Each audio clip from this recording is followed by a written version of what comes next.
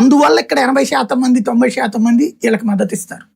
అంటే ప్రేమతోనో లేదంటే అంతకు మించి భయంతోనో మళ్ళీ బాబు గారు రావాలనేది అయితే కోరుకుంటాం అంతే ఖచ్చితంగా, ఎందుకంటే మళ్ళీ అది కంటిన్యూ కావాలని. దాన్ని తెలుగు ఈయన క్యాష్ చేసుకోలేకపోతున్నారు జగన్మోహన్ రెడ్డి గారు, ఏం జరుగుతుంది.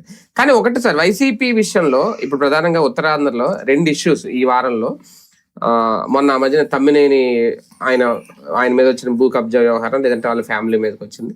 ఇప్పుడు తర్వాత అదే ప్రాంతానికి సంబంధించి సిదిరి అప్పలరాజు గారు, ఆయన కూడా అరెస్ట్ చేశారు, ఆయన కుమారుడు. ఇప్పుడు వాళ్ళిద్దరు ఒకే జైల్లో ఉన్నారట. మరి ఎంతవరకు ఇది టార్గెట్ చేస్తున్న దాంట్లో భాగంగా వీళ్ళు బుక్ అయ్యారే అనేది ఒకటి ప్రతీకార రాజకీయం. వైసీపీకి ఇది ప్లస్ మైనస్ అంటే ఖచ్చితంగా మైనస్ అవుతుందా?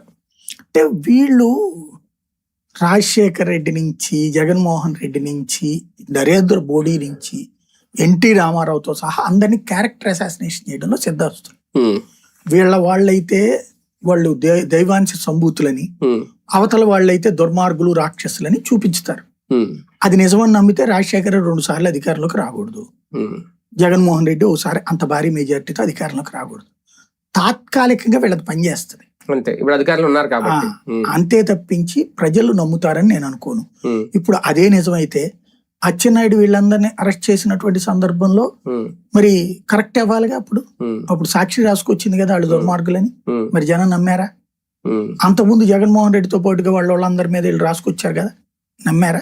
అంటే అది పరిపాలన సమయంలో వాళ్ళు మంత్రులుగా ఉన్నప్పుడు అయింది. ఎస్ఐ కుంభకోణం, ఆయనే సంతకం పెట్టారు.